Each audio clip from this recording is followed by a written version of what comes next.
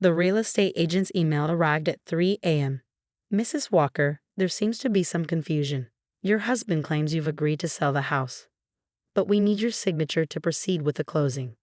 I stared at my phone in the darkness of our kitchen, our beautiful kitchen with its hand-painted tiles and herb garden window that I designed myself. Mark thought I was asleep upstairs, unaware of his late-night scheming, but I've been tracking his betrayal for months. My name is Rebecca Walker, and my husband of 15 years was about to learn a painful lesson about underestimating me. The signs started appearing 6 months ago. Small things at first. Mark working later than usual, mysterious charges on our credit card, hushed phone calls that ended abruptly when I entered the room. Then came the changes in his behavior. The man who once bragged about my cooking suddenly found fault with every meal. My choice of clothes became frumpy, my interests boring. I might have blamed it on a midlife crisis if I hadn't found the receipt. A $12,000 charge at Cartier, dated 3 days after he told me we needed to tighten our belts and cancel our anniversary trip. The receipt was for a bracelet, definitely not for me. That discovery led me down a rabbit hole of investigation. Bank statements showing large cash withdrawals, hotel charges in cities where he supposedly had business meetings, and most recently, emails to real estate agents about selling our home, all from his private account that he didn't know I could access. "Becky?" Mark's voice floated down from upstairs. "You coming back to bed?" "Just getting some water," I called back, keeping my voice steady. "Be right up." I closed my laptop quietly, my mind racing. This house wasn't just any property, it was my dream home, the one I'd spent 3 years renovating while working as an interior designer. Every room reflected my vision, my creativity. And now Mark was trying to sell it from under me to fund his affair with a woman young enough to be our daughter. But what he didn't know was that I'd been 2 steps ahead of him for months. The next morning, I watched Mark leave for work, briefcase in hand, kissing me goodbye like nothing was wrong. As soon as his car disappeared around the corner, I called my lawyer, Sarah. "He's making his move," I said as soon as she answered. "Got an email from the real estate agent last night."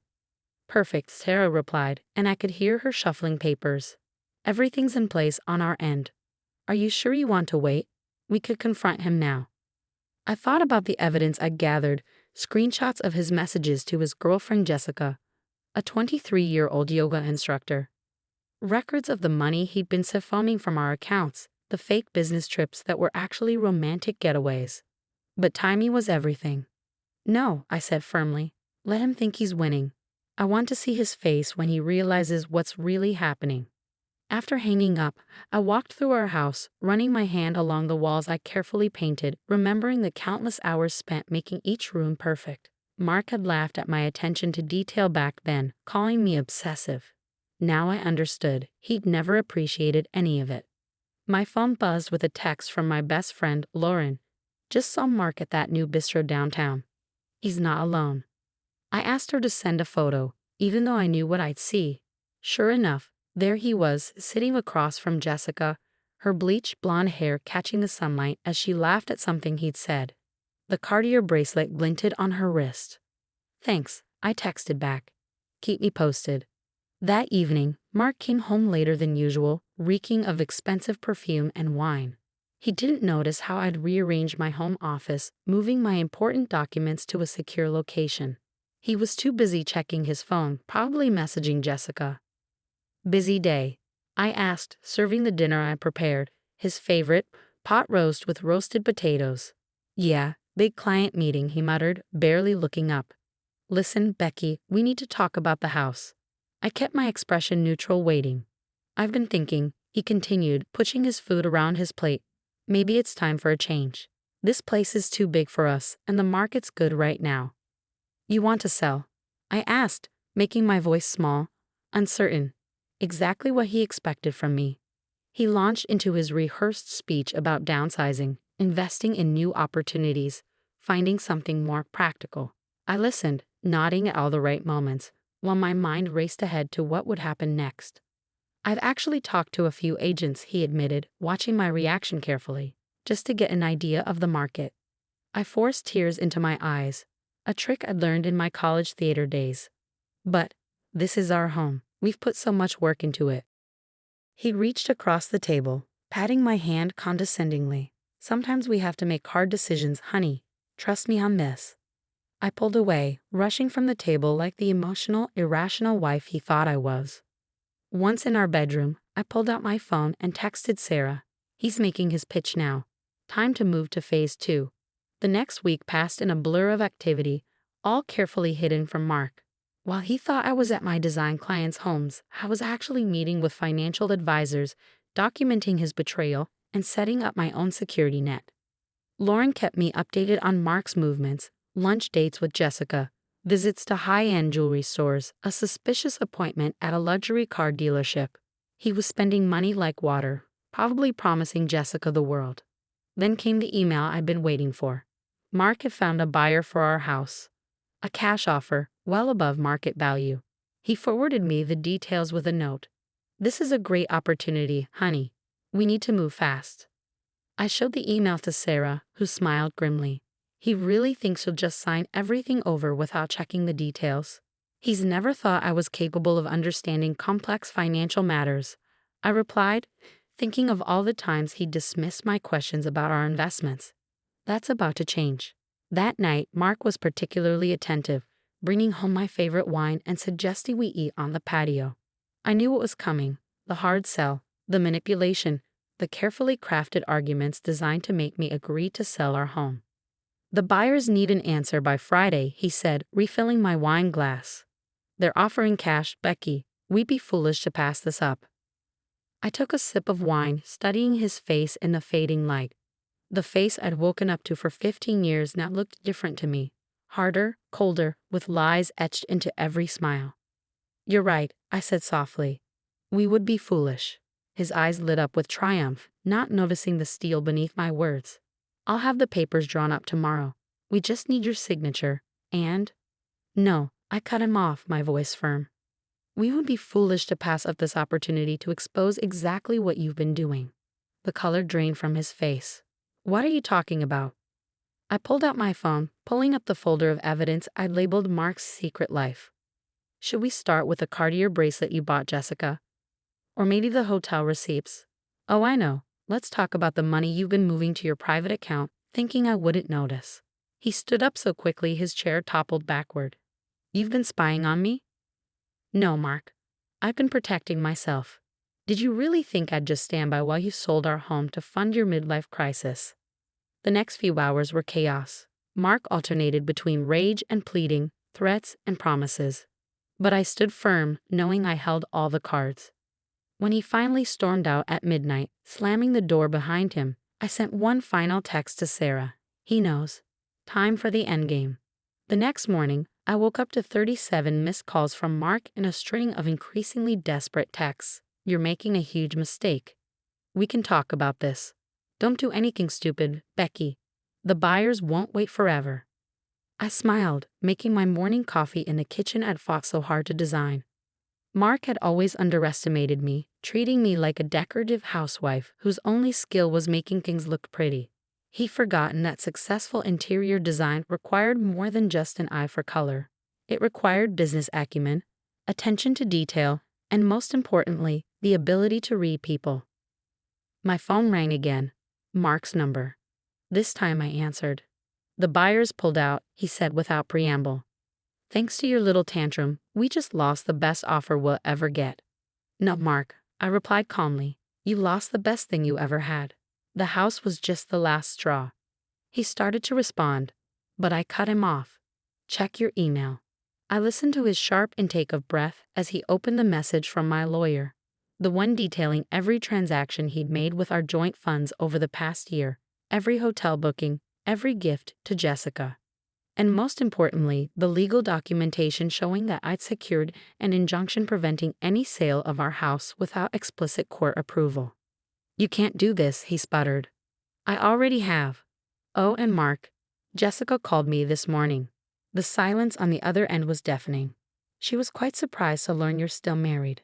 Apparently, you told her we've been divorced for 2 years, and that's why you couldn't introduce her to any of your friends or family." This was the moment I'd been waiting for, when Mark realized just how thoroughly I'd dismantled his plans. What he didn't know was that I'd met with Jessica myself 2 days ago. showing her proof of Mark's lies and manipulations. She's young, Mark, but she's not stupid, I continued. When I showed her the records of how you've been spending our retirement savings on her, she was horrified. Did you really think she'd want to be part of destroying someone's life? The sound of something shattering came through the phone. Mark's legendary temper making an appearance. You've ruined everything, he shouted. No, you did that yourself. I just made sure I wouldn't go down with you. After hanging up, I walked through our house. My house now, touching the walls, the furniture, all the pieces of our life together that Mark had been willing to sacrifice for his midlife fantasy. Lauren came over that afternoon, bringing wine and sympathy. How are you holding up? I poured us each a glass, settling into my favorite window seat. Better than I expected. You know what the funny thing is? A year ago, this would have destroyed me. What changed? I thought about it, remembering the moment I found that Cartier receipt. I realized I was worth more than what Mark thought of me. The moment I stopped trying to save our marriage and started protecting myself, everything became clearer. My phone buzzed, an email from Sarah with an update on the divorce proceedings.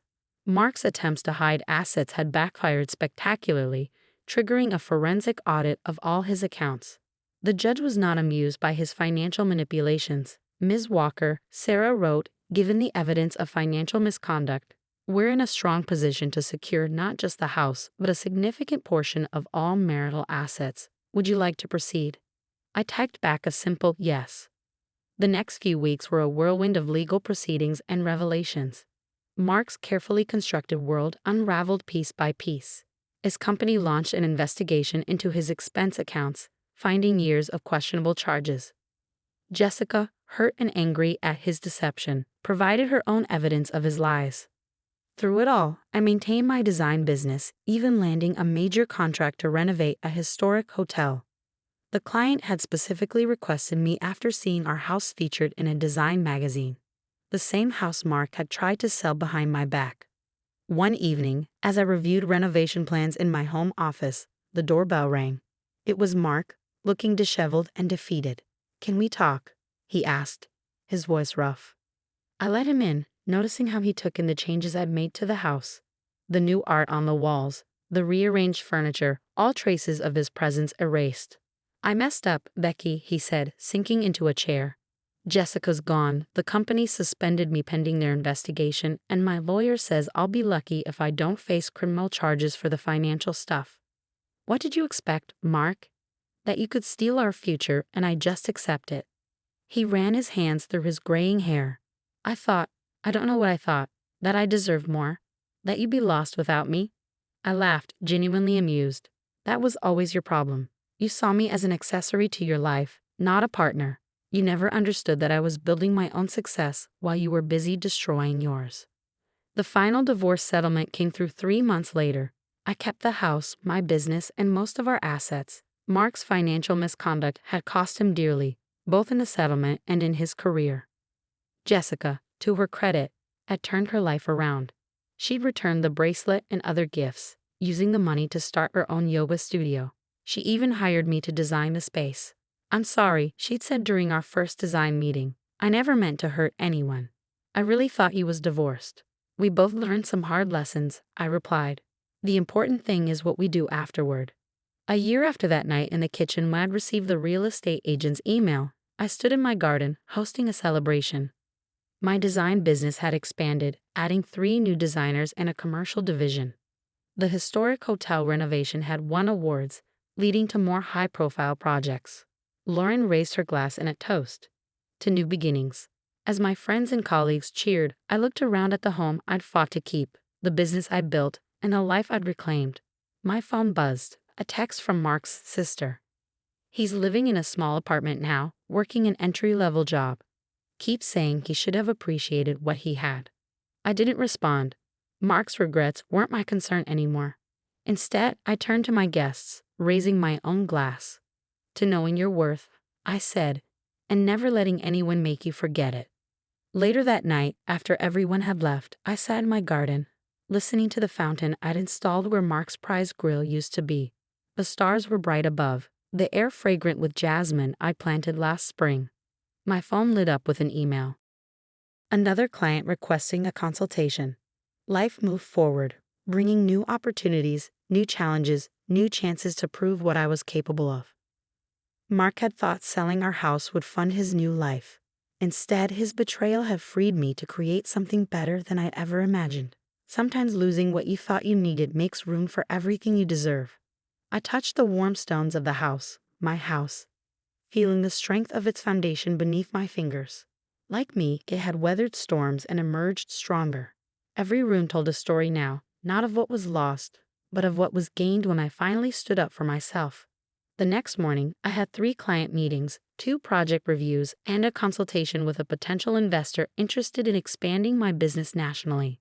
Mark's attempts to diminish me had only proven how much I could accomplish on my own.